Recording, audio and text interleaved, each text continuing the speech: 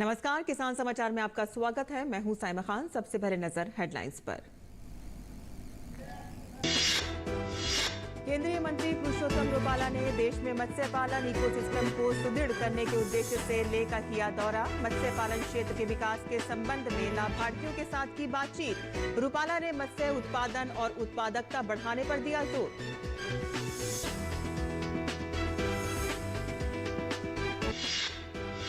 केंद्रीय मंत्री डॉक्टर जितेंद्र सिंह ने कहा कि भद्रवाह में लेवेंडर की खेती कर किसानों ने बैगनी क्रांति लाकर रचा इतिहास। केंद्रीय सरकार के आरोमा मिशन के तहत लेवेंडर की खेती कर किसान बने आत्मनिर्भर। मक्का उगाने की पुरानी परंपरा को छोड़ लगभग 2500 किसानों ने लेवेंडर की खेती को अपनाया। मध्य प्रदेश के सहकारिता मंत्री डॉक्टर अरविंद सिंह भदौरिया ने कहा कि सहकारी बैंकों ने 39,57,000 किसान क्रेडिट कार्ड किए जारी। कुल 65,83,000 केसीसी में से सहकारी बैंकों की 7% है भागीदारी। केसीसी के कृषकों को 0% ब्याज दर पर दिया जाता है फसल ऋण। पुदुचेरी के मुख्यमंत्री एन रंगासामी ने सोमवार को विधानसभा में 11,600 करोड़ रुपए का बजट किया पेश। बजट में किसानों को मोटे अनाज की खेती के लिए प्रोत्साहित करने संबंधित योजनाओं को लागू करने का प्रस्ताव।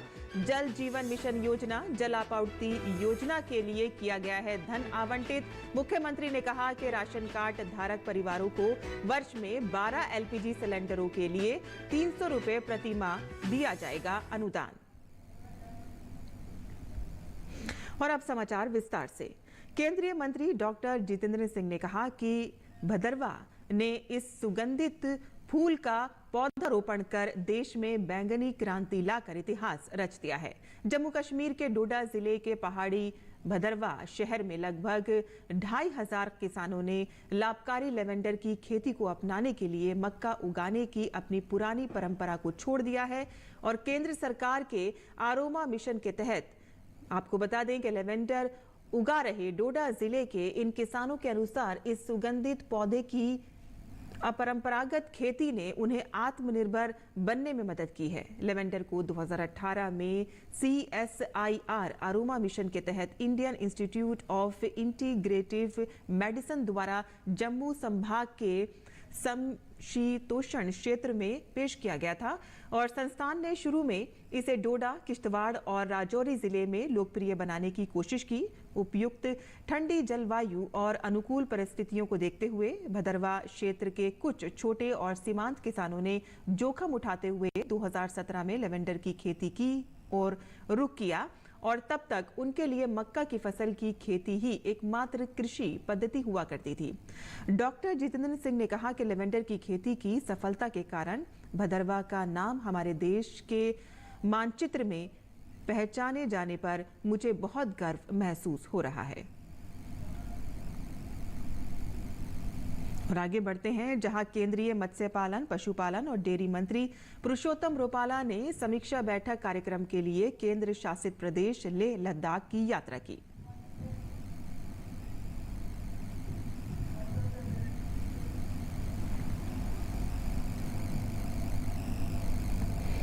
रुपाला की यात्रा 11 मार्च को लेह से शुरू हुई थी, जो 12 मार्च को कारगेयम सातु तक जारी रही। और यात्रा का उद्देश्य मत्स्य पालन क्षेत्र के विकास को मजबूत करना था। समीक्षा बैठक कार्यक्रम देश के अन्य राज्यों, केंद्र शासित प्रदेशों में पहले से ही शुरू किया जा चुका है। रुपाला ने मत्स्य पालन क्षेत्र के विकास के संबंध में लाभार्थियों के साथ बातचीत भी की। समीक्षा बैठक का उद्देश्य मत्स्य पालकों, मछुआरों और हितधारकों के साथ बातचीत की सुविधा प्रदान करना है। सभी मछुआरों, मत्स्य पालकों और संबंधित हितधारकों के साथ एकजुटता प्रदर्शित करना भी इसका उद्देश्य है। खाद्य सुरक्षा और मछुआरा समुदाय को आजीविका के लिए मत्स्य पालन को बढ़ावा देना भी इसका उद्देश्य है। और इकोसिस्टम दृष्टिकोण के माध्यम से बुनियादी ढांचे का उन्नयन और निर्माण भी इस दौरे का उद्देश्य है। रुपाला ने मत्स्य उत्पादन व उत्पादकता बढ़ाने पर जोर दिया है। रुपाला ने PMMSY और KCC के लाभार्थियों के साथ भी बातचीत की। रूपाला ने मत्स्य पालन में कमियों को दूर करने के बारे में विस्तार से बातचीत की। और आगे बढ़ते हैं, जहां मध्य प्रदेश के किसानों को सहकारी बैंकों द्वारा नवंबर 2022 तक 39,57,000 किसान क्रेडिट कार्ड जारी किए गए हैं। विभिन्न बैंकों द्वारा जारी कुल 65,83,000 केसीसी में से सहकारी बैंकों की भागीदारी 7% है। केसीसी से कृषकों को 0% ब्याज दर पर फसल ऋण प्रदान किया जाता है।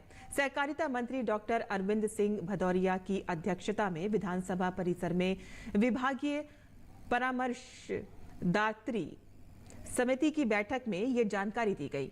समिति के सदस्य विधायक संजय सत्येंद्र पाठक उपस्थित थे और सहकारिता सचिव विवेक पोरवाल ने बताया है कि प्राथमिक कृषि साख सहकारी समितियों के समर्थन मूल्य पर गेहूं का उपार्जन और शासकीय उचित मूल्य दुकानों का संचालन सफलता से किया जा रहा है। वर्ष 2022-23 में समर्थन मूल्य पर समितियों द्वारा 46 लाख मीट्रिक टन से अधिक गेहूं का उपार्जन किया गया। समितियों द्वारा प्रदेश में 16,452 शासकीय उचित मूल्य दुकानों का संचालन किया जा रहा है और इनसे 119 लाख परिवारों को समय पर राशन वितरित किया जा रहा है। विभाग द्वारा किसानों को 0% ब्याज दर पर फसल ऋण के वितरण में उल्लेखनीय उपलब्धि अर्जित की गई है। वर्ष 2022-23 में 14,699 करोड़ रुपए के ऋण 0% ब्याज दर पर किसानों को उपलब्ध कराया गया है। राज्य सहकारी बैंक और जिला सहकारी बैंकों में बैंकिंग सेवाओं का उन्नयन किया जा रहा है। प्रदेश के 29 जिला सहकारी बैंकों के संबद्ध शाखाओं और प्राथमिक कृषि साख सहकारी समितियों में 4,000 माइक्रो एटीएम स्थापित किए जा रहे हैं और इनसे समिति स्तर पर किसानों को आधुनिक बैंकिंग सुविधाओं का लाभ मिलेगा और साथ ही राज्य सहकारी बैंक और खरगोन, इंदौर एवं विदिशा जिला सहकारी बैंक में मोबाइल बैंकिंग की सुविधा संचालित की जा रही है। पुदुचेरी के मुख्यमंत्री एन रंगासामी ने सोमवार को विधानसभा में वर्ष 2023-24 के लिए 11,600 करोड़ रुपए का बजट पेश किया। मुख्यमंत्री के पास वित्त विभाग का प्रभार भी है। उन्होंने एनडीए सरकार का बजट पेश करते हुए कई घोषणाएं भी की। बजट में किसानों को मोटे अनाज की खेती के लिए प्रोत्साहित करने के उद्देश्य से संबंधित योजनाओं को लागू करने का प्रस्ताव किया गया और इसके अलावा जल जीवन मिशन योजना, जल आपूर्ति योजना और प्रधानमंत्री आवास योजना शहरी के लिए धन आवंटित किया गया। मुख्यमंत्री एन रंगास्वामी ने कहा कि राशन कार्ड धारक सभी परिवारों को वर्ष में 12 एलपीजी सिलेंडरों के लिए 300 रुपए प्रति माह की दर से अनुदान भी दिया जाएगा। उत्तर प्रदेश के उद्यान मंत्री दिनेश सिंह ने कहा है कि किसी भी हालत में आलू किसानों को परेशानी नहीं होने दी जाएगी। अभी तक हमारे कोल्ड स्टोरेज की क्षमता का 46% खाली है और यदि एक जिले में अधिक उत्पादन हो गया है और किसानों को दूसरे जिले के कोल्ड स्टोरेज में आलू रखना है तो उन्हें सरकार प्रति क्विंटल के हिसाब से 100 रुपए किराया देगी। उद्यान मंत्री ने कहा है कि भारत में उत्तर प्रदेश का आलू उत्पादन में प्रथम स्थान है। प्रदेश में उपभोक्ताओं के लिए पोषणीय आवश्यकता, रोजगार सृजन एवं आर्थिक दृष्टि से नकदी फसल के रूप में आलू का महत्वपूर्ण योगदान है। देश के कुल उत्पादन का लगभग 35% आलू का उत्पादन उत्तर प्रदेश में उत्पादित होता है और इस वर्ष आलू भंडारण के लिए 1,971 शीतगृह संचालित हैं, जिनकी भंडारण क्षमता 162.62 लाख मीट्रिक टन है और अभी तक मात्र 88.14 लाख मीट्रिक टन आलू भंडारित हुआ है एवं 74.48 लाख मीट्रिक टन की क्षमता भंडारण के लिए आवश्यक है। आलू उत्पादकों को उनके उत्पाद का उचित मूल्य दिलाए जाने के लिए राज्य सरकार द्वारा प्रदेश के समस्त शीतगृहों पर उद्यान विभाग के अधिकारियों एवं कर्मचारियों की ड्यूटी लगाई गई है, जो आलू भंडारण में किसानों की सहायता कर रहे हैं और जिसके फलस्वरूप आलू उत्पादक सुगमता से शीतगृहों में अपने आलू का भंडारण कर रहे हैं। आलू की कंडीशन इस साल बेकार है, बहुत बुरे हालात हैं। पैदावार बम्पर है, लेकिन जो किसान का माल मंडी में आ रहा है वो इतने कम दामों में बिक रहा है क्योंकि लेने वाला नहीं है, उसका जो खर्च है वो पूरा ही ना हो पा रही है। जो लागत से, जिस लागत से आलू पैदा हुआ था वो लौट की ना रही इसकी। कोल्ड स्टोर फुल हुए पड़े हैं, किसान पर डबल मार पड़ रही है। 150 रुपये का किराया है, और जो पहले 70 किलो वजन जाता था, पैकेट 60 किलो का जाता था स्टोर के अंदर, इस साल उन्होंने स्टोर वालों ने 55 किलो आलू लिया पैकेट में, 140 रुपये का किराया कर दिया। जो लागत पहले आती थी आधी, उससे डबल लागत से आलू पैदा हुआ है। और जो है इस बार जो किसान की लागत है वो पूरी होने का कोई कंडीशन ही नहीं है। पैदा हुआ मतलब भरपूर है, और कोई लेने ला रही है आलू की। अब कहीं मंडी ला रहे हैं तो कोई बिक रहा 200 रुपये का, 300 रुपये कट्टा। तो कोल्ड स्टोरेज में क्यों नहीं रखा? बोले तुम को लेने रही वो भर गए मिल उनके। आलू हमारे 95 कोल्ड स्टोरेज हैं, जिसपे लगभग 60% आलू स्टोरेज हो गया है। अभी हमारे पास 40% पूर्ण शीतगृहों में स्थान रिक्त है। और चूँकि इस बार क्या हुआ है कि बरसात हो जाने की वजह से एक साथ आलू की बुआई हुई, इसलिए खुदाई भी एक साथ हो गई, तो एकदम से माल मार्केट में आ गया। 40% हमारे पास जगह है जिस पे हम किसानों का आलू भंडारित हो जाएगा, ऐसी कोई खास समस्या नहीं। मुरादाबाद के किसानों का जो आलू है वो संभल जिले में शिफ्ट कराया जाएगा, क्योंकि वहाँ कोल्ड स्टोरेज ज़्यादा है। तो मुरादाबाद में मात्र 2 कोल्ड स्टोरेज हैं और संभल में 60 के आसपास कोल्ड स्टोरेज हैं। तो मुरादाबाद का जो आलू है वो संभल जनपद में शिफ्ट हो जाएगा। वहाँ के शीतगृहों से बात भी हो गई है और ऐसी कोई प्रॉब्लम नहीं, वो रखवाने को तैयार है। हमने जो है हर प्रत्येक कोल्ड स्टोर पर हमारे विभाग का एक आदमी इस समय तैनात है। यदि कोई भी किसान किसी भी कोल्ड स्टोर पर जाता है तो उसके द्वारा समुचित जानकारी दी जाएगी। और उत्तराखंड में हर घर नल से जल पहुंचाने की सभी योजनाओं पर केंद्र की मुहर लग गई है और अब इनके लिए बजट की दिक्कत नहीं होगी। जिलों के स्तर पर करीब 500 छोटी योजनाओं के टेंडर जारी करने की प्रक्रिया तेज कर दी गई है। प्रदेश में जल जीवन मिशन के तहत 14,94,304 घरों में नल से जल पहुंचाने की योजना पर वर्ष 2019 से काम चल रहा है। प्रदेश में अब तक 11,10,505 यानी कि 74.32% घरों में नल लगाने के बाद पानी पहुंचाया जा चुका है। और इस मिशन के लिए प्रदेश भर में करीब 17,000 छोटी बड़ी योजनाएं बनाई गई थी, जिनके टेंडर किए जाने थे। इनमें से 5 करोड़ के ऊपर के करीब 70 परियोजनाओं पर शासन के स्तर से अनुमति व टेंडर जारी होने थे और इनमें से करीब 3 बचे हुए हैं। वहीं 5 करोड़ से कम की परियोजनाओं के टेंडर जिला अधिकारी के स्तर से होने थे, जिनमें से करीब 500 बचे हुए हैं। इस बीच केंद्रीय जल शक्ति मंत्रालय ने स्पष्ट किया है कि 31 मार्च 2023 से पहले जिस परियोजना की डीपीआर या केंद्र के पोर्टल पर जानकारी ना दी गई तो उसके बाद में बजट जारी नहीं किया जाएगा। और राहत की बात यह है कि प्रदेश की सभी परियोजनाओं पर केंद्र की मुहर लग गई है। राष्ट्रीय नदी संरक्षण योजना के तहत देश में अब तक ओडिशा सहित 19 राज्यों की 80 शहरों की 36 नदियों के प्रदूषण की स्थिति का जायजा लिया गया है। लोकसभा में एक लिखित उत्तर में पर्यावरण, वन और जलवायु परिवर्तन राज्य मंत्री अश्विनी कुमार चौबे ने कहा कि 2 नदियों में प्रदूषण में कमी लाने की परियोजनाओं के लिए चांदबाली की ब्रह्मणी, धर्मशाला और तालचेर तथा कटक की महानदी और पुरी की तटीय क्षेत्र के लिए अभी ओडिशा में कुल 92 करोड़ 74 लाख रुपए की धनराशि मंजूर की गई है। मौसम वैज्ञानिक सोमा सेन ने कहा है कि देश में अगर भीषण गर्मी जैसी स्थिति बनती है तो इसका असर खरीफ फसलों पर पड़ेगा और अनाज उत्पादन में कमी आ सकती है।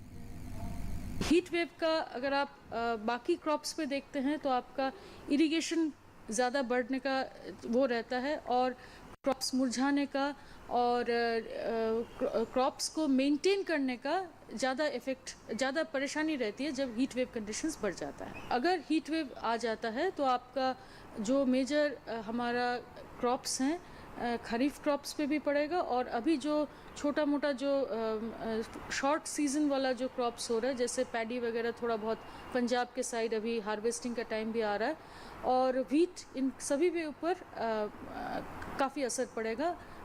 रिगार्डिंग द टोटल जो एक पर हेक्टर जो यील्ड है थोड़ा कम हो जाएगा अगर हीट वेव ज़्यादा आया तो। और इसी के साथ ही सोमा सेन ने कहा है कि अगले कुछ दिन मौसम अनुकूल रहने का अनुमान है। एक ऐसी चीज़ है जिससे कि हमारा टेम्परेचर बिल्कुल बदल जाता है। अभी जो स्थिति है, एक वेस्टर्न डिस्टर्बेंस अभी आपका 65-66 के आसपास है, और आज हम थोड़ा सा वेदर भी एक्सपेक्ट कर रहे हैं नॉर्थ वेस्ट इंडिया पे, और दिल्ली के आसपास इलाकों में थोड़ा क्लाउडिंग भी एक्सपेक्ट कर रहे हैं।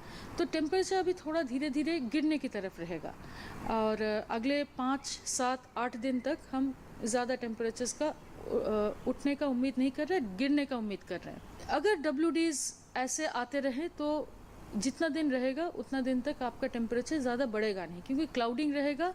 क्लाउडिंग के साथ साथ थोड़ा बहुत किसी किसी जगह में बारिश भी होगा, और अगर नॉर्दर्ली विंड्स होगा, पहाड़ों में से अगर ठंडी हवाएं आएगा तो उससे आपका इफेक्ट आएगा कि टेम्परेचर बढ़ने नहीं देगा।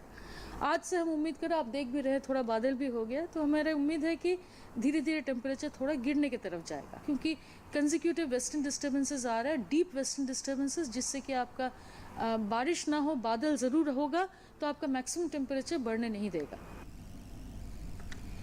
और किसान समाचार में अब बात करते हैं मंडी भाव की, और देखते हैं कि क्या रहा देश भर की मंडियों का भाव।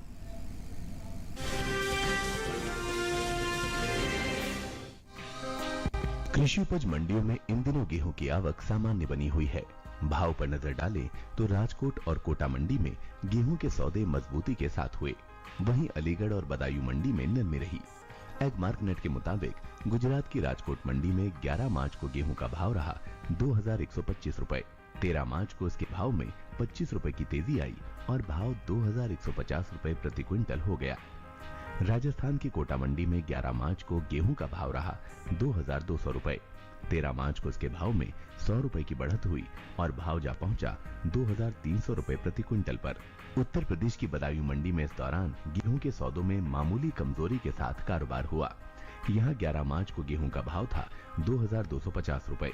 13 मार्च को इसके सौदे 10 रुपए गिरकर 2240 रुपए प्रति क्विंटल रह गए, जबकि राज्य की अलीगढ़ मंडी में इस दौरान गेहूं के भाव में नरमी देखने को मिली। यहां 11 मार्च को गेहूं का भाव था 2290 रुपए। 13 मार्च को इसका भाव 10 रुपए टूटकर 2280 रुपए प्रति क्विंटल रह गया। गेहूं की उपज की बात करें तो इस साल देश में घरेलू स्तर पर गेहूं की पैदावार रिकॉर्ड स्तर पर जा सकती है, जिसका असर गेहूं के बाजार भाव पर पड़ता दिख सकता है। कृषि मंत्रालय की ओर से जारी दूसरे अग्रिम अनुमान के मुताबिक साल 2022-23 के दौरान देश में गेहूं की उपज 1121.82 लाख टन अनुमानित है, जो पिछले साल के उत्पादन की तुलना में 44.40 लाख टन अधिक है। जबकि बीते साल इस दौरान देश में गेहूं की पैदावार 1077.42 लाख टन रही थी।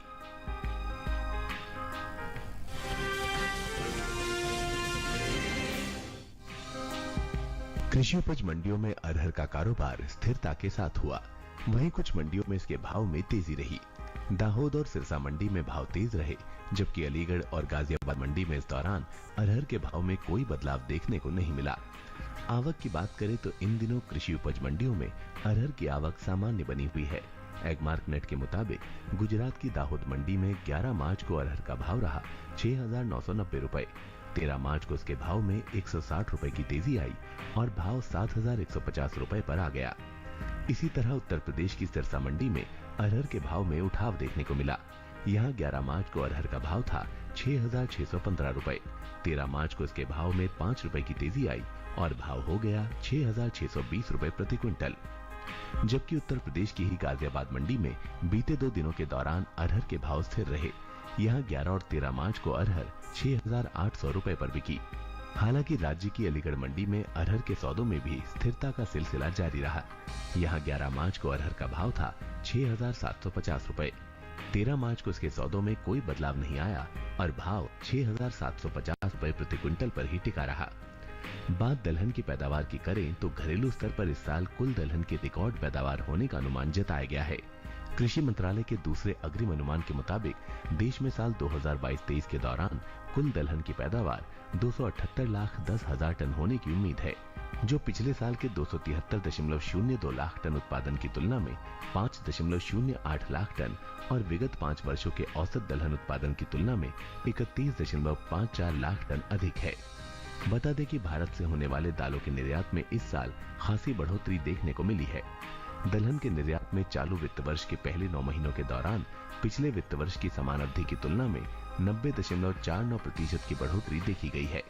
एपीडा के मुताबिक साल 2022-23 में अप्रैल से दिसंबर महीने के दौरान कुल दलहन का निर्यात 5 लाख टन के पार पहुंच गया है, जबकि साल 2021-22 के दौरान दलहन का कुल निर्यात 2,60,317 टन का हुआ था। यानी साल कुल दलहन के निर्यात में 2,40,184 टन की बढ़ोतरी दर्ज की गई है।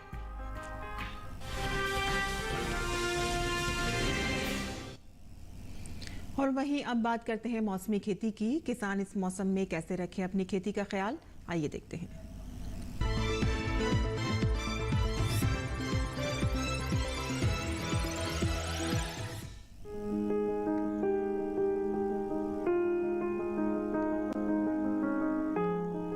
मध्य प्रदेश की निमाड़ घाटी में इस मौसम में टमाटर, मिर्च और खीरे की फसल लगाई जा सकती है।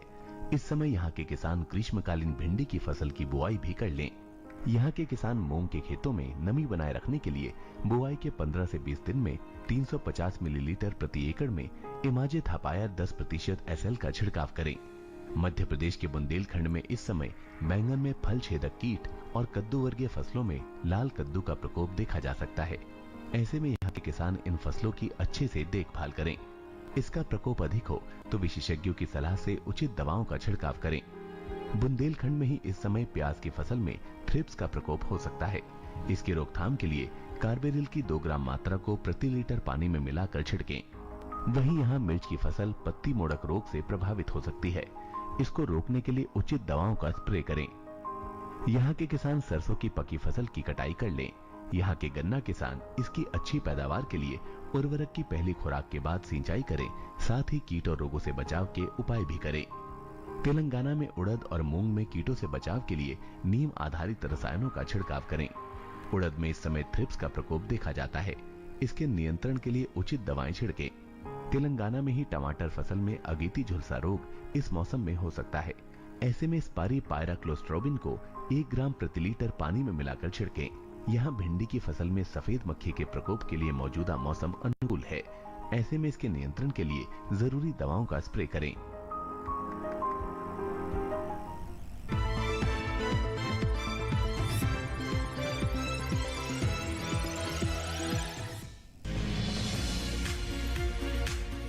इस समय पालक की बुआई की जा सकती है। पालक को मैदानी और पहाड़ी दोनों क्षेत्रों में बोया जा सकता है। मैदानी इलाकों में सर्दी के मौसम में ये ज्यादा बोई जाती है।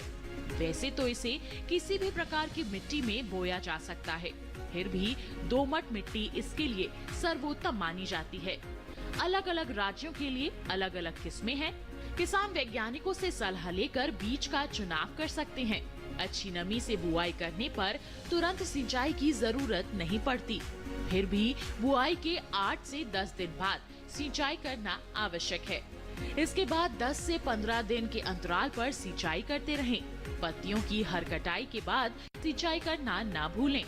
खरपतवार नियंत्रण के लिए बोने के 15 से 20 दिन बाद पहली निराई गुड़ाई कर दें। पालक के लिए 2 से 3 बार निराई गुड़ाई करनी चाहिए।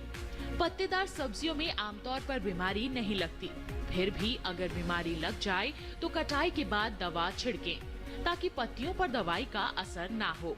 वैसे पालक में सर्कोस्पोरा लीफ स्पॉट और डंपिंग ऑफ जैसी बीमारियों की आशंका रहती है। लीफ माइनर, चैंपा, माहू और इल्ली जैसे कीट पालक की पत्तियों को नुकसान पहुंचा सकते हैं। बचाव के लिए विशेषज्ञों की सलाह पर उचित दवाएं छिड़कें। ध्यान रखें कि फसल में किसी भी प्रकार की दवा का छिड़काव करने से पहले कृषि विशेषज्ञों से सलाह जरूर लें। पालक की 1 हेक्टेयर में 80 से 100 क्विंटल तक पैदावार होती है। इसे कई बार काटा जा सकता है।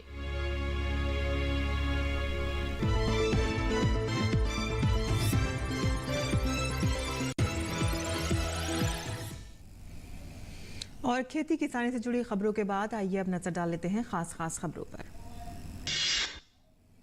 केंद्रीय सूचना एवं प्रसारण मंत्री अनुराग सिंह ठाकुर ने कहा कि अभी तक देश की मीडिया और लोग FATF की चर्चा केवल इस बात के लिए करते थे कि पाकिस्तान ग्रे लिस्ट में रहेगा या उससे भी आगे की लिस्ट में जाएगा। एक परिवार ने पूरी दुनिया के सामने देश का सर शर्म से झुका दिया है।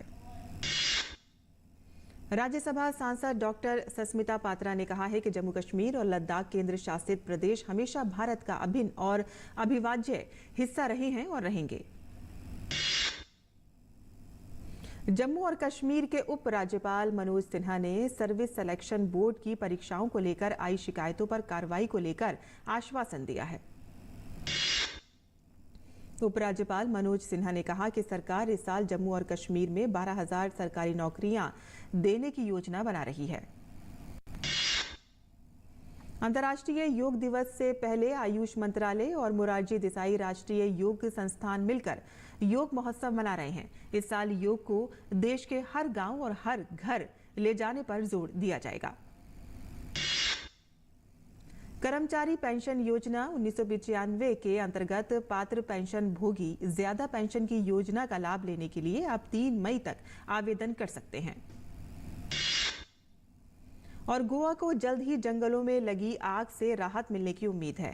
राज्य मौसम विभाग ने अगले 5 से 5 दिनों में बारिश की उम्मीद जताई है। मौसम विभाग का कहना है कि गोवा के दोनों जिलों में अगले 5 दिनों में हल्की बारिश और गरज के साथ छींटें पड़ने की संभावना है।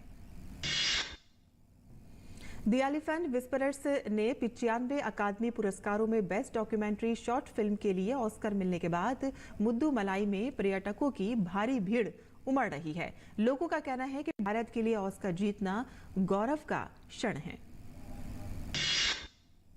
और इसी के साथ ही किसान समाचार में बस इतना ही। अनुमति दें। नमस्कार।